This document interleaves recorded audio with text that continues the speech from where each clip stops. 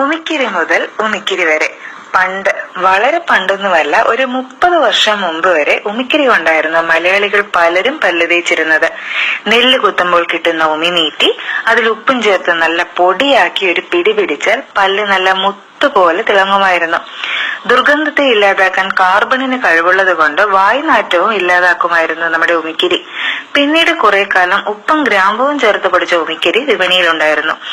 ഉമിക്കിരി കൊണ്ട് പല്ല് തേച്ച ശേഷം മാവില കൊണ്ടൊന്ന് പോളിഷ് ചെയ്താൽ കയ്യിലിരിപ്പും നാക്കും കൂടി ശരിയാണെങ്കിൽ എത്ര വയസ്സായാലും പല്ലുകൾ നല്ല മുത്തുപോലെ തിളങ്ങി വായിൽ തന്നെ കാണുമായിരുന്നു.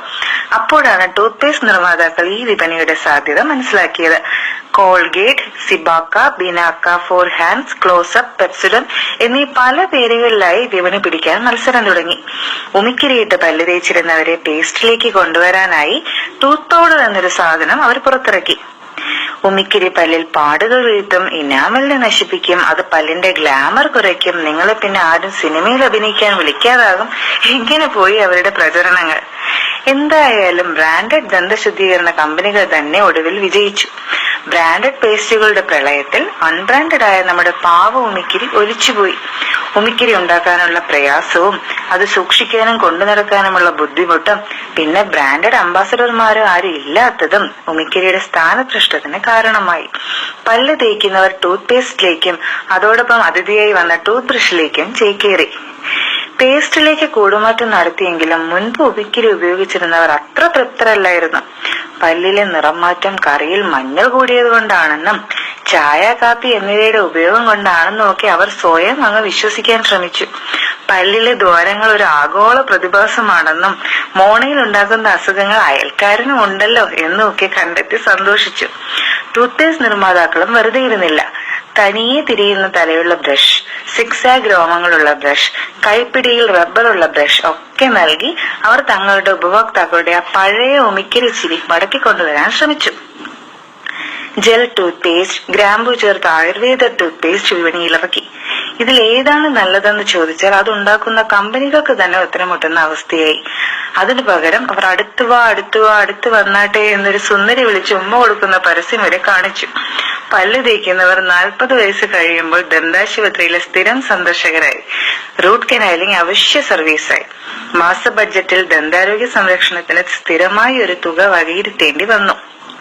അപ്പോഴാണ് പേസ്റ്റ് കമ്പനിക്കാർ കണ്ടെത്തിയത്, ഈ നാശത്തിനെല്ലാം കാരണം നിങ്ങളുടെ ടൂത്ത് പേസ്റ്റിൽ ഉപ്പില്ലാത്തതാണ്. കാണാൻ കൊള്ളാവുന്ന ഒരു പെൺകൊച്ചു മയക്കും പിടിച്ച് ബെഡ്റൂം വരെ ചവിട്ടി തുറന്നു വന്ന് പേസ്റ്റിൽ ഉപ്പുണ്ടോ എന്ന് തിരക്കി തുടങ്ങി. കഞ്ഞിയിൽ പോലും ഉപ്പിടരുതെന്ന ഡോക്ടർ പറഞ്ഞിട്ടുള്ളത്. അപ്പോഴാ ടൂത്ത് പേസ്റ്റിൽ ഉപ്പ് എന്നൊരു അമ്മൂമ്മ മറുപടി കൊടുത്തതോടെ ആ കൊച്ചിനെ കാണാതായി. പല്ലുതേപ്പുകാരുടെ പ്രശ്നം വഷളായതേ ഉള്ളൂ. പല്ലിലെ പുളിപ്പ് കാരണം ചൂടുള്ളതോ തണുത്തതോ കഴിക്കാൻ പറ്റാതായി. അവർക്കായി കമ്പനികൾ മറുമരുന്ന് കണ്ടുപിടിച്ചു.